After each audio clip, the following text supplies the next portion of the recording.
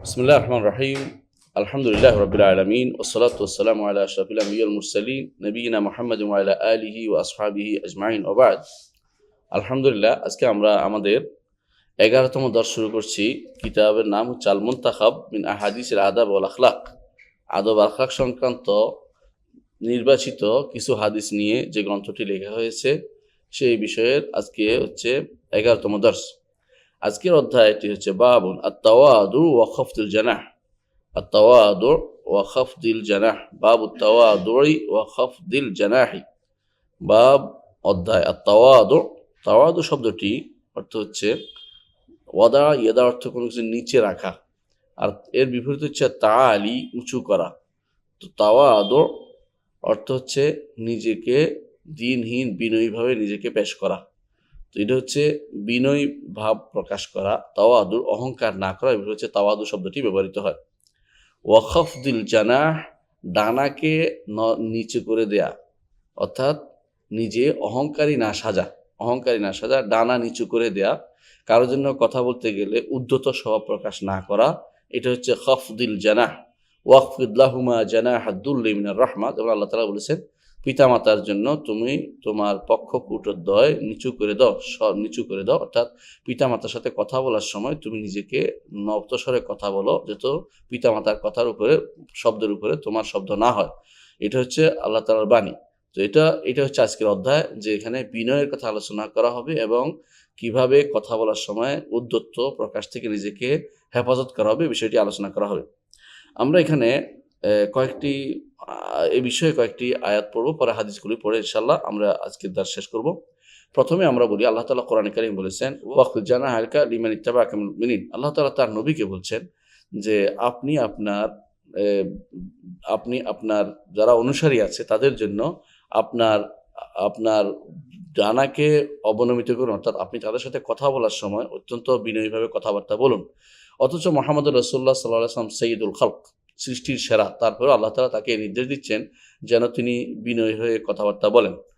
এজন্য এর অর্থ হচ্ছে যে আপনি নিজের পার্শ্ব কথাবার্তা বলার সময় নম্রতা অবলম্বন করবেন এবং ঈমানদারদের সাথে কোমল আচরণ করবেন। এটা হলো মূল কথা।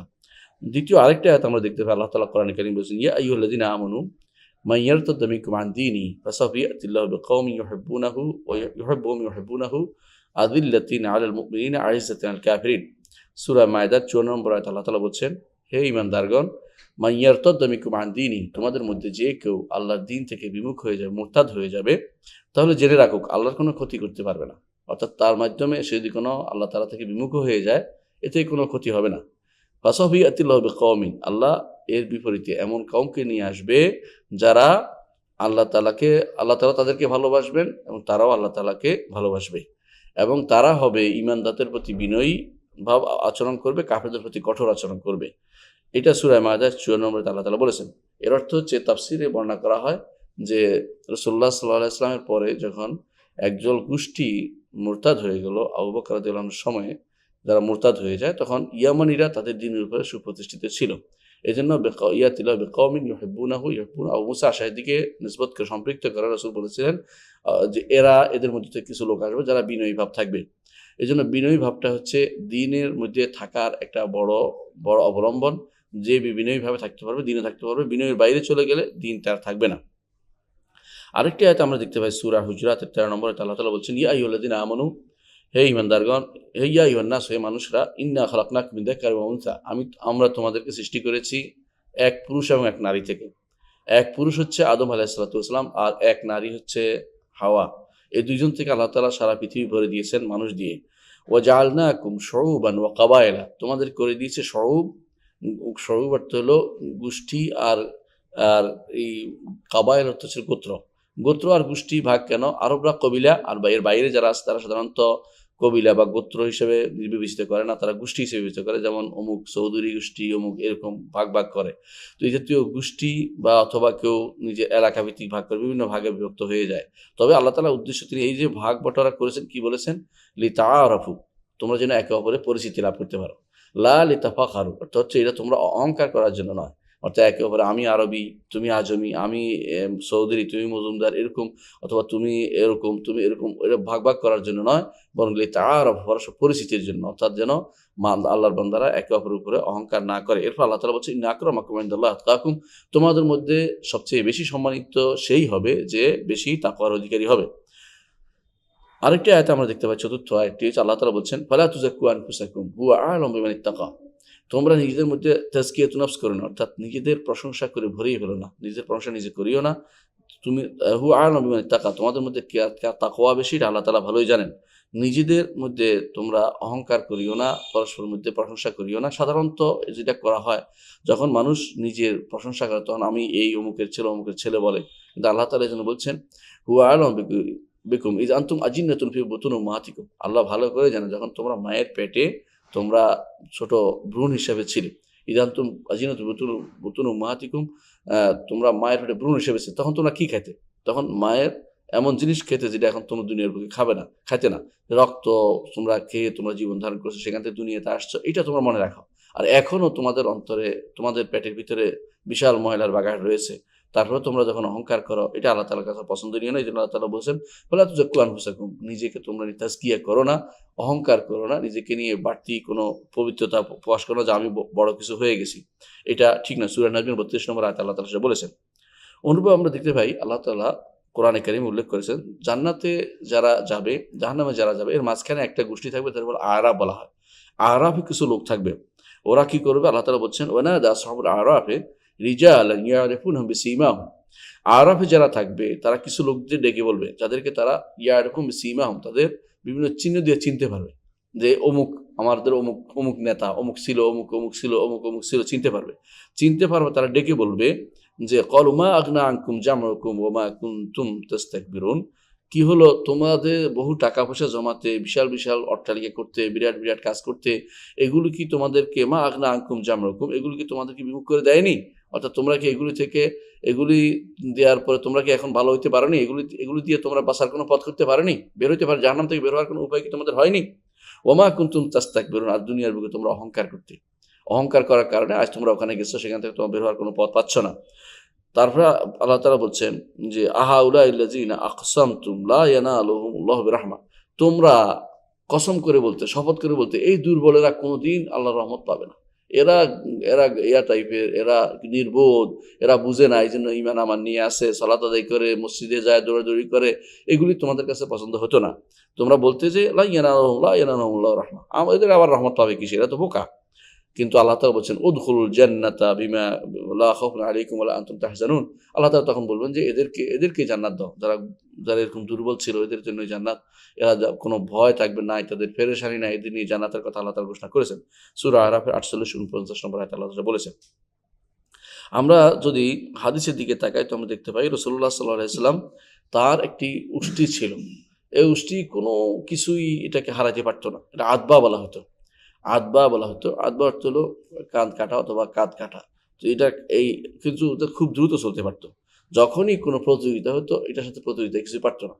কিন্তু একবার এক বেদুইন তার একটা সাধারণ একটা উট এনেই সেটা দিয়ে রাসূলুল্লাহ সাল্লাল্লাহু আলাইহি ওয়াসাল্লামের উটটিকে পিছনে ফেলে পার হয়ে যায়। সাহাবায়ে কেরামের কাছে খুব কষ্ট লাগলো। কারণ সাধারণত ভালোবাসার পাত্র যারা, তার ভালোবাসার মানুষ যারা, তার কোনো কিছু কষ্ট হলে অন্যদের কাছে কষ্ট লাগে, সেজন্য তাদের কাছে কষ্ট লাগছিল। কষ্ট লাগা রাসূলুল্লাহ সাল্লাল্লাহু আলাইহি ওয়াসাল্লাম বললেন হাক্কুন আলাল্লাহ, আল্লাহর উপর দায়িত্ব হচ্ছে এটা, যে তিনি নিজের উপর দায়িত্ব করে নিয়েছেন, দুনিয়ার বুকে কোনো কিছু যখন বেশি উপরে উঠে যায় তিনি তাকে একটু নিচে নামিয়ে দিবেন। অর্থের অর্থ হচ্ছে এই উষ্টি তোমরা মনে করছো কেউ হারাতে পারবে না, আল্লাহ বুঝছেন যে কেউ অহংকারী না আবার হয়ে যায়, এটা একবার হারিয়ে দেই, তখন সেটা একবার হারিয়ে দিলেন, যে অন্য সাধারণ একটা উষ্টি এসে সেটাকে হারিয়ে দিল। এটা হচ্ছে যে আল্লাহ তাআলা যে বিনয়ী না হলে যে কি ক্ষতি হয় সেটাকে আল্লাহ তাআলা দেখিয়ে দিলেন, এবং বিনয়ী হওয়ার পথে বাধা হলে সেটাকে আল্লাহ তাআলা কীভাবে অবনমিত করে দেন সেটাও আল্লাহ তাআলা দেখিয়ে দিলেন। অনুরূপভাবে রাসূলুল্লাহ সাল্লাল্লাহু আলাইহি ওয়াসাল্লাম বলেছেন লাউ দুইতু ইলা কিরাইন আও যিরাইন লা আজাবতু, রাসূলুল্লাহ সাল্লাল্লাহু আলাইহি ওয়াসাল্লাম সব দাওয়াত দিলে পছন্দ করতেন, যাইতেন, এবং কোনোদিন করতেন না কি খাওয়ালো কি দিলো এই নিয়ে কোনো কথা বলতেন না, উচ্চবাচ্য করতেন না। এবং তিনি বলেছেন যদি আমাকে পায়ের খুরাও দেয়, অথবা আমাকে কোনো একটা ইয়াও দেয়, একটা হাতে অংশ দেয়, অর্থাৎ দুইটাই উটের বা ছাগলের তো দুইটাই হাত, কিন্তু সামনের পায়ের পিছনের পাকে কেরার বলে, সামনের পায়েরটাকে জেরার বলে, যেটাই দেওয়া হয় আমি এটা গ্রহণ করব। লা কাবিলতু, আমি এটা অবশ্যই গ্রহণ করতাম। অর্থাৎ এটা তার বিনয়ের কারণে। মানুষ সাধারণত গোশতওয়ালা জিনিস গ্রহণ করে, কিন্তু রাসূলুল্লাহ সাল্লাল্লাহু আলাইহি ওয়াসাল্লাম বলছেন যে আমাকে যেটাই হাদিয়া দেওয়া হয় আমি সেটা গ্রহণ করব। এটা রাসূলের বিনয়ের প্রমাণ। অন্য হাদিসে রাসূলুল্লাহ সাল্লাল্লাহু আলাইহি ওয়াসাল্লাম বলেছেন যে মা মিন নাবিয়্যিন ইল্লা রাআল গানাম, এমন কোনো নবী নাই যিনি ছাগল চড়ান নেই। আমিও, সাহাবায়ে কেরাম বললেন যে আপনি কি চড়াইছেন? সাহাবায়ে কেরাম বললেন যে হ্যাঁ, আমি আমার মক্কাবাসীরা আমাকে কারারিত কিছু পয়সা দিত, এর বিনিময়ে আমি ছাগল চড়িয়েছিলাম। ছাগল চড়ার মূল কারণ হচ্ছে ছাগল যারা চড়ায় তারা বিনয়ী হতে হয়, কারণ ছাগলের মধ্যে বিনয় স্বভাবটা থাকে। কিন্তু উট হলে সেটা শোনে না, উট নিজের গায়ের জোরে চলে যেতে চায়। ছাগলের মধ্যে অনেক সময় আটকে থাকলেও ধীরে ধীরে সে নিজেকে ছাড় দেয় এবং বিনয় ভাব তৈরি হয়। এই জন্য আর ছাগল চলতে অনেক বিনয় লাগে, সাহসী লাগে, আর লাগে, ধৈর্য লাগে। কারণ ছাগল অনেক সময় উল্টাপাল্টা চলতে চায়, বিনয়ী হওয়ার ধৈর্য হয়, নাহলে মানুষ মেরে ফেলতে ইচ্ছা করে। যদি বিনয়ী না হয় জোর করে ধরে মেরে ফেলবে। এই জন্য রাসূলুল্লাহ সাল্লাল্লাহু আলাইহি ওয়াসাল্লাম সহ আল্লাহ তাআলা নবীদেরকে ছাগল চড়ানোর মতো এই দায়িত্ব দিয়েছে, যাতে করে নবীদের উম্মতদের ছড়াইতে পারে, উম্মতদের নিয়ে তিনি দুনিয়ার বুকে বিচরণ করতে পারে এবং তাদের কথাবার্তা আচার আচরণে রাগ না হয়ে ধৈর্যের সাথে মোকাবিলা করতে পারে, এবং তিনি তাদের সাথে বিনয়ী ভাব দেখাতে পারেন। অনুরূপভাবে আমরা আরেকটি হাদিসে দেখি রাসূলুল্লাহ সাল্লাল্লাহু আলাইহি ওয়াসাল্লাম যখন তিনি কোনো খাবার খেতেন তখন তিনি আঙ্গুলগুলো চুষে খেতেন, এবং কি তিনি বলেছেন যে কোনো যদি লোকমা পড়ে যায় এটাকে তিনি উঠিয়ে খেতে বলেছেন, এবং বলেছেন যে এটাকে ধুয়ে ফেলো, বাকিটা খেয়ে ফেলো, এবং তিনি বলছেন শয়তানের জন্য রেখে দিও না।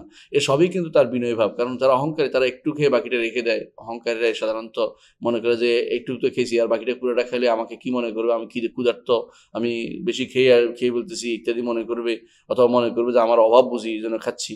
একেকজন একেকটা মনে করতে পারে। কিন্তু রাসূলুল্লাহ সাল্লাল্লাহু আলাইহি ওয়াসাল্লাম সাইয়্যিদুল খালক, সৃষ্টির সেরা মানুষটি, তিনিও চেটে খেয়েছেন, এবং তিনি কোনো লোকমা পড়ে গেলে উঠে খেয়েছেন, উঠে খাওয়ার নির্দেশনা দিয়েছেন, এবং বলেছেন শয়তানের জন্য সেটা রেখে দিও না, কারণ শয়তান সেটা গ্রহণ করে, আর অহংকারীরা শুধুমাত্র সেটা করে না। এই জন্য অহংকারী যেটা এটা বোঝা যায়। রাসূলুল্লাহ সাল্লাল্লাহু আলাইহি ওয়াসাল্লাম বলেই দিয়েছেন, এক ব্যক্তিকে তিনি বলেছেন বাম হাতে খাচ্ছে অহংকারের কারণে, তো রাসূল বলেন ডান হাতে খাও, বলে পারি না। রাসূল বলেন তুমি আর পারবে না, সে আর ডান হাত উপরের দিকে উঠাতে পারেনি। তো এটা অহংকারী হলে বিনয় সেটার বিপরীত। বিনয়ীটা হওয়ার জন্য রাসূলুল্লাহ সাল্লাল্লাহু আলাইহি ওয়াসাল্লামের নির্দেশনা আমরা দেখতে পাই। অনুরূপভাবে আরেকটি হাদিসে আমরা দেখতে পাই, রিফা ইবনে তামিম ইবনে আসাদ রাদিয়াল্লাহু আনহু বলেন, আমি রাসূলুল্লাহ সাল্লাল্লাহু আলাইহি ওয়াসাল্লামের কাছে যখন গেলাম তখন তিনি খুতবা দিচ্ছিলেন, ভাষণ দিচ্ছিলেন। এটা জুমার খুতবা হওয়া জরুরি নয়, যেকোনো একটা ভাষণ দিচ্ছিলেন। এমন সময় বললাম যে একটা কথা বললাম, রাজুলুন গরীব, আমি একজন অপরিচিত ব্যক্তি, দূর দূরান্তের ব্যক্তি আসছি, ইয়াসআলু আন দীনি, আল্লাহর দ্বীন সম্পর্কে জানতে চাচ্ছি। লা ইয়াদরি আন দীনি, লোকটি আমি আল্লাহর দ্বীন সম্পর্কে কিছু জানে না, এমন একটি ব্যক্তি। তখন রাসূলুল্লাহ সাল্লাল্লাহু আলাইহি ওয়াসাল্লাম আমার দিকে অগ্রসর হলেন, খুতবা ছেড়ে দিলেন, একটা কুরসি আনতে বললেন, চেয়ার আনতে বললেন, চেয়ার এনে বসলেন, তারপর শিক্ষা দিলেন এবং আমাকে যা আমি জানতে চাচ্ছিলাম তা শিক্ষা দিলেন। শেষ শিখানোর পরে তারপর আবার খুতবা কমপ্লিট করলেন, আবার গেলেন এবং খুতবা কমপ্লিট করলেন শেষ পর্যন্ত। এই মুসলিম হাদিসটি বর্ণনা করেছেন। এ দ্বারা বোঝা যায় যে একজন মানুষ প্রয়োজনের সময়ে দেরি করবে না। এই লোকটিকে যদি বলতো তুমি অন্য সময় শিখে নিও, হয়তো সে আর শিখার সময় পেত না, এর হয়তো মারা যাবে, সে হয়তো দিনের বাইরে চলে যাবে, আকীদা আমল কোনোটাই তার শুদ্ধ হবে না। এই জন্য রাসূলুল্লাহ সাল্লাল্লাহু আলাইহি ওয়াসাল্লাম তাকে ওই মুহূর্তে শিখানোটা জরুরি মনে করেছেন।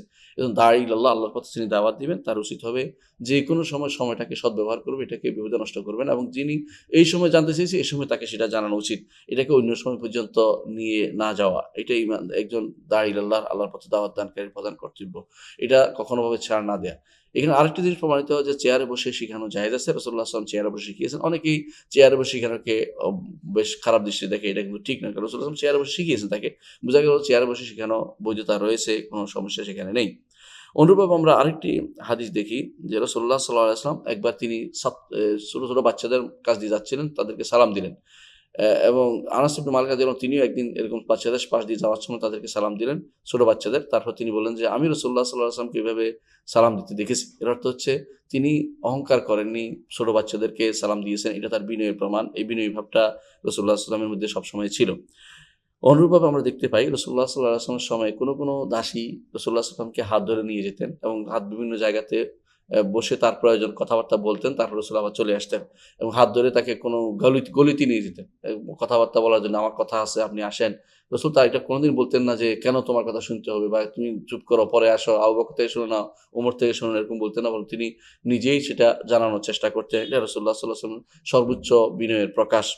আমরা আরেকটি হাদিসে দেখি রাসূলুল্লাহ সাল্লাল্লাহু আলাইহি ওয়াসাল্লাম তিনি কখনো অসুস্থ হলে দুর্বলদের দেখতে যেতেন, অসুস্থ হলে দুর্বলদের খোঁজ খবর নিতেন। এটা রাসূলুল্লাহ সাল্লাল্লাহু আলাইহি ওয়াসাল্লাম বিনয়ের প্রকাশ, কারণ অহংকারীরা সেটা করতে পারে না।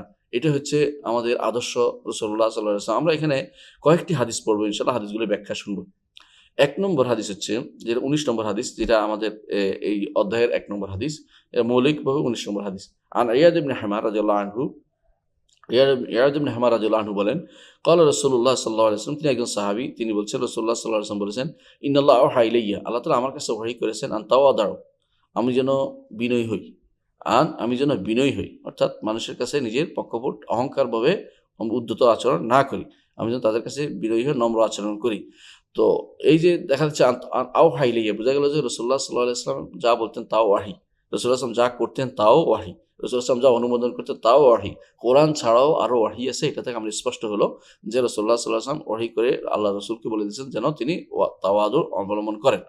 হাত্তা লা ইয়াবখারা আহাদুন আলা আহাদিন, কেউ যেন একে অপরের প্রতি যেন অহংকার না করে। এটা কি? আন তাওয়াদাউ, তোমরা, অর্থাৎ হে আল্লাহ ঈমানদার বান্দারা, আমাকে যেভাবে নির্দেশ দেওয়া হয়েছে আমি তাওয়াদু করছি, তোমরাও আওহা ইলাইয়া আন তাওয়াদাউ, তোমরা কি করো? বিনয়ী ভাব প্রকাশ করো, বিনয়ী হও।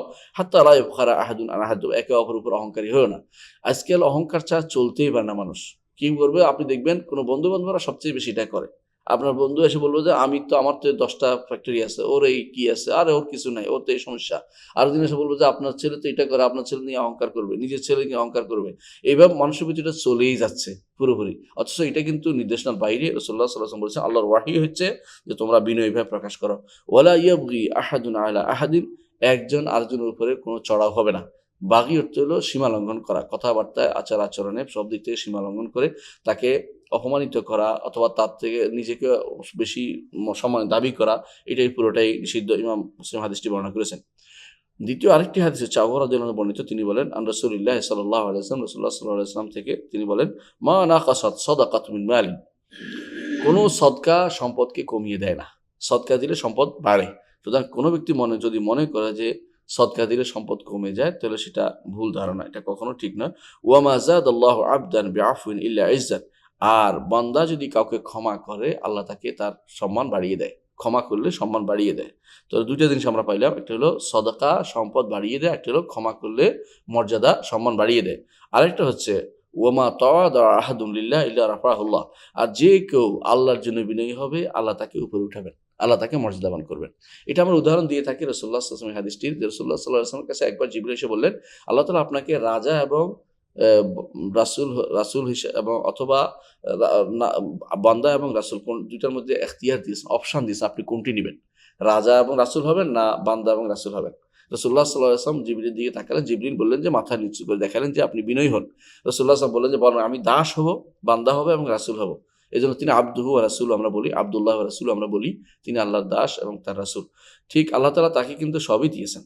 যেহেতু তিনি নিজেকে বিনয়ীভাবে প্রকাশ করেছেন, আল্লাহ তাআলা তাকে দুনিয়া এবং আখিরাতের সাইয়্যিদুল কাউনাইন, সাইয়্যিদুস সাকালাইন, মানুষ এবং জিনের সর্দার এবং সাইয়্যিদুল কাউনাইন, দুজাহানের সর্দার তাকে বানিয়েছেন। এবং হাশরের মাঠে বলেছেন, রাসূলুল্লাহ সাল্লাল্লাহু আলাইহি ওয়াসাল্লাম অহংকার করে বলেননি, বলেছেন আনা সাইয়্যিদু ওয়ালাদি আদম ওয়ালা ফাখর, আমি আদম সন্তানদের সবার সর্দার, তবে আমি অহংকার করে বলছি না, এটা আমি খবর জানানোর জন্য বলছি। হাশরের দিন সবাই আমার পতাকার নিচে থাকবে, আদম ফামা দুনাহু তাহতা লিওয়া ইয়াউমুল কিয়ামা, আদম এবং তারপরে যত নবী রাসূল যত মানুষ আছে আমার লেওয়া, আমার পতাকা নিচে থাকতে হবে। সে পতাকাটা হচ্ছে লিওয়াউল হামদ, প্রশংসার পতাকা। এই জন্য তিনি মুহাম্মদ, প্রশংসিত, তার পতাকাও থাকবে হামদ। এই প্রশংসার পতাকার নিচে তাকে সবাইকে থাকতে হবে। আল্লাহ তাআলা তাকে উপরে উঠিয়েছে। দুনিয়ার বুকে যাই আমরা দেখেছি, যত মানুষ বিনয়ী হয় আল্লাহ তাআলা তাদেরকে সম্মানের উচ্চ শিখরে আরোহণ করেন। আর যারা অহংকারী হয় আল্লাহ তাআলা তাদেরকে অহংকারকে অপমানিত করেন, দুনিয়ার বুকে আখিরাতেও অপমানিত করেন। মানুষের কাছে অহংকার প্রকাশ পেয়ে যায়। অহংকার লুকিয়ে থাকা জিনিস নয়, অহংকার বোঝা যায় যে ব্যক্তি অহংকার করছে। ইমাম মুসলিম হাদিসটি বর্ণনা করেছেন, আগের হাদিসটি ইমাম মুসলিম বর্ণনা করেছেন। আমরা এখানে কয়েকটি শব্দের ব্যাখ্যা করব। এক নম্বর হচ্ছে তাওয়াদু। তাওয়াদুর অর্থ হচ্ছে আমর তাওয়াদু, নির্দেশ করছে তোমরা, এটা আমর সিগে আমর, যে তোমরা নিজেদেরকে বিনয়ী করো। ওহু আখাফদুল জানা, তাওয়াদুর হচ্ছে নিজের পক্ষভুটকে বা নিজের ডানাকে নিচু করে দেওয়া, লাইনুল জানেব এবং তাজাল্লুল এবং বিনয়ী ভাব প্রকাশ করা। ওয়াদিদ্দু ওয়াত তাআলি ওয়াত তাকাব্বুর, এর বিপরীত হচ্ছে অহংকার করা এবং তাকাব্বুর করা। এরপর রাসূলুল্লাহ সাল্লাল্লাহু আলাইহি ওয়াসাল্লাম বলেছেন, লা ইয়াফখার, তোমাদের কেউ যেন অপর উপরে গর্ব না করে। গর্বটা হয় কথা দিয়ে অথবা নিজের মর্যাদা প্রকাশার্থে আমি এই করেছি, সেই করেছি, ওইটা করেছি, ওইটা করেছি। এটার দ্বারা অহংকারটা বেশি অহংকারটা প্রকাশ পায়, গর্বটা প্রকাশ পায়। এজন্য রাসূলুল্লাহ সাল্লাল্লাহু আলাইহি ওয়াসাল্লাম বলেছেন, লা ইয়াদখুলুল জান্নাতা মান কানা ফি কলবি মিসকালা যারাতিন মিন কিবরিন। ওই ব্যক্তি জান্নাতে প্রবেশ করবে যার অন্তরে রাই পরিমাণ কিবির থাকে। এটা কারণ কি? কারণ হচ্ছে একটা হাদিস আছে, আল কিবরিয়া রিদাই ওয়াল ফখরু ইজারি। কারণ কিবরিয়া পুরোটাই আল্লাহর। আল্লাহ তাআলার কোনো কিছু দাবি করার অর্থ হচ্ছে আল্লাহর রুবুবিয়ত, উলুহিয়ত, আসমা ওয়াস সিফাত নিয়ে দাবি করতেছে। এজন্য যে কেউ এটা দাবি করবে সে তো শিরক মুশরিক। শিরক মুশরিক করলে জান্নাতে যেতে পারে না। এইজন্য যতক্ষণ পর্যন্ত কিবির থাকবে ততক্ষণ পর্যন্ত সে ব্যক্তি জান্নাতে যাওয়ার উপযুক্ত হবে না। এজন্য কিবিরকে অবশ্যই ছাড়তে হবে। আল্লাহ তাআলা বলছেন হাদিসে কুদসিতে, আল কিবরিয়াউ রিদাই, কিবরিয়া অহংকার হচ্ছে আমার চাদর, আল ফখরু ইজারি, আর গর্ব হচ্ছে আমার ভূষণ। ফামান নাযাআনি ফি শাইইন মিনহুমা আযাবতু, যে কেউ দুইটা নিয়ে অহংকার করবে, টানাটানি করবে, আমি তাকে শাস্তি দিব। অন্য আল্লাহ তাআলা কোরআনে কারীমে ওয়ালা তুসাইর খাদ্দাকা লিন-নাস ওয়ালা তামশি ফিল আরদি মারাহা বলেছেন যে ওয়ালা তুসাইর খাদ্দাকা লিন-নাস, যে লোকমান তার ছেলেকে বলছেন, তোমার গালকে মানুষের দিকে তুমি বাঁকা করে তাকিয়ে তো মানুষের দিকে, অর্থাৎ মানুষ কি করে একে অপরকে কিরকম মানুষ এরকম করে, ওইটা করিও না, নিষেধ করছে আল্লাহ তাআলা, যে কোরআনে কারীম। কারণ এটা অহংকারের বহিঃপ্রকাশ। ওলা তুসাইর খাদ্দাকা ওয়ালা তামশি ফিল আরদি মারাহা, জমির উপর অহংকারভাবে চলা, দম্ভভাবে চলো না। ইন্নাকা লান তাখরিকাল আরদা ওয়া লান তাবলুগাল জিবালা তুলা, তুমি হাঁটার দ্বারা মাটি ছিদ্র করে ফেলতে পারবে না, যতই চেষ্টা করো মাটি ছিদ্র করে হাঁটতে পারবে না। আর ওয়ালান তাবলুগাল জিবালা তুলা, পাহাড়ের মতো উঁচু হতে পারবে না। 3.5 হাতের বেশি চেষ্টা করলেও আপনি হতে পারবেন না। আপনি আপনার 3.5 হাতের মধ্যে থাকতে হবে। সুতরাং বোঝা গেল যে পাহাড়ের মতো উঁচু হতে পারবে না, মাটি ছিদ্র করতে পারবে না। তাহলে তুমি কত কত সীমাবদ্ধ তোমার ক্ষমতা, তাহলে তুমি এত অহংকার করো কিসের? আল্লাহ তাআলা এটা লোকমান এর মুখ থেকে তার সন্তানকে দিয়ে এই ওসিয়তটি আমাদেরকে করিয়েছেন যেন অহংকার না করি।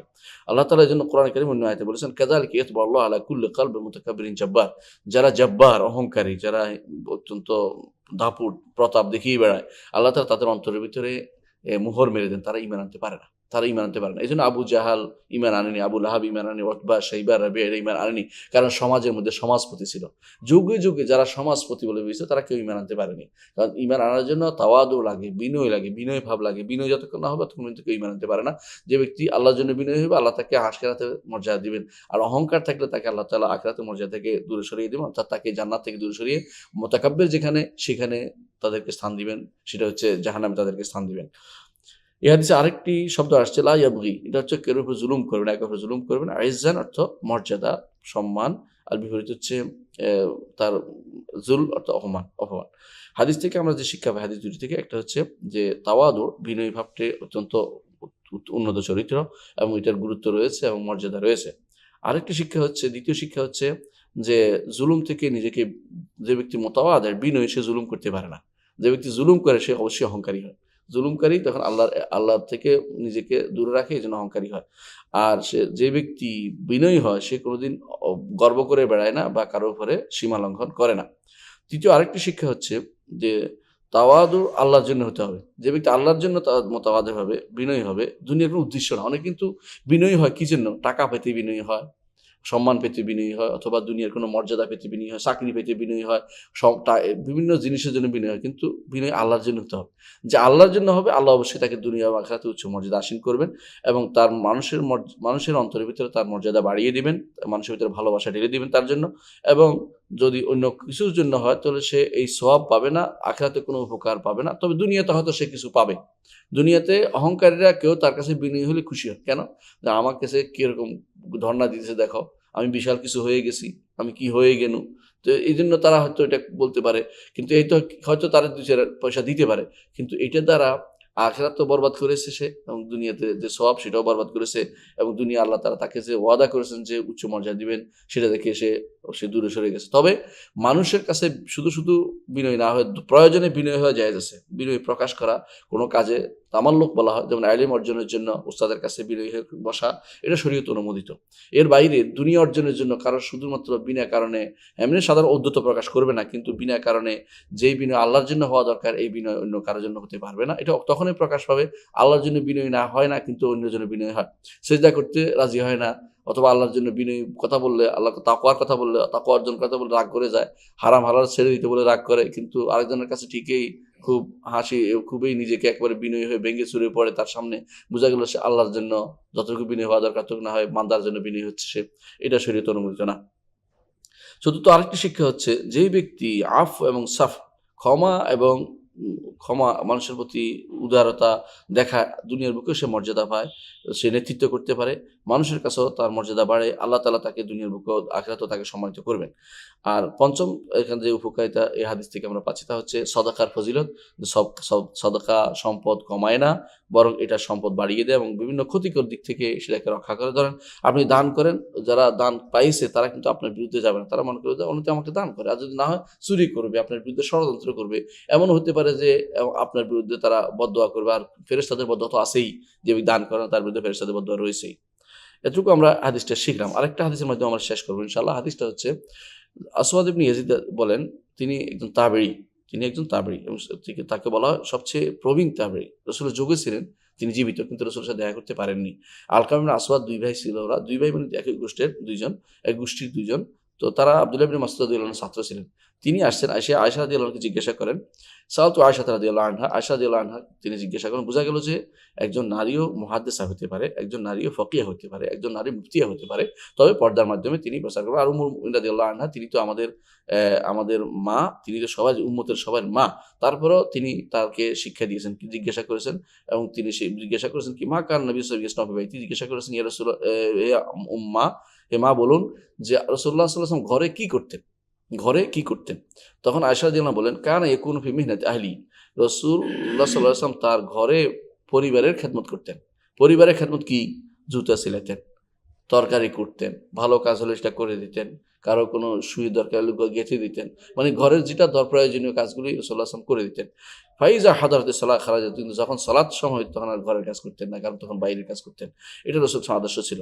তো এখানে আমরা দেখতে পাচ্ছি যে মেহনাতে আহলিহি, পরিবারের মধ্যে, পরিবারের মধ্যে যে মেহনা, পরিবারের মধ্যে যে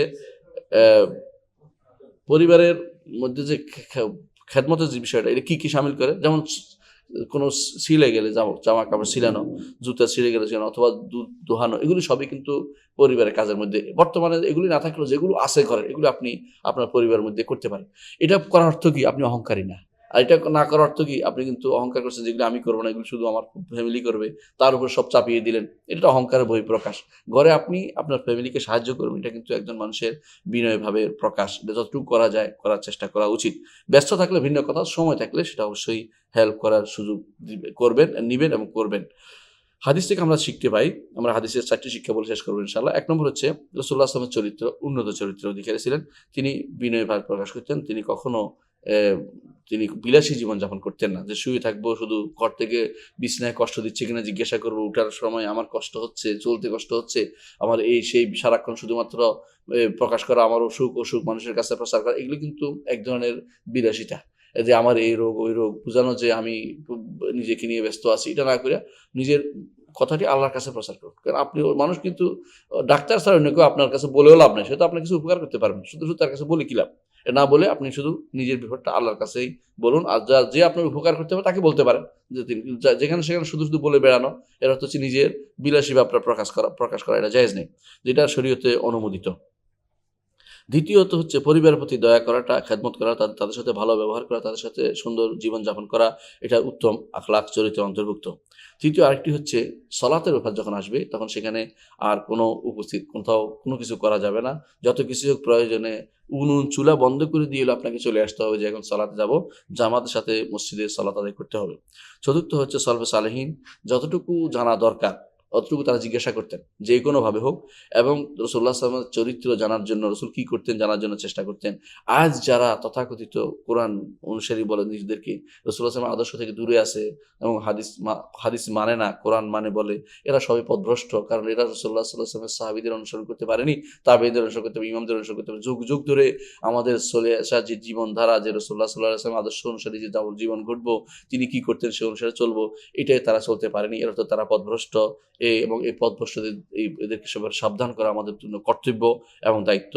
আল্লাহ আমাদেরকে 3টি হাদিস থেকে শিক্ষা নেওয়ার তৌফিক দান করুন। আখির দাওয়ানা আলহামদুলিল্লাহি রাব্বিল আলামিন। সুবহানাকাল্লাহুম্মা ওয়া বিহামদিকা আশহাদু আল্লা ইলাহা ইল্লা আনতা আস্তাগফিরুকা ওয়া আতুবু ইলাইক। আসসালামু আলাইকুম ওয়া রাহমাতুল্লাহি ওয়া বারাকাতুহু।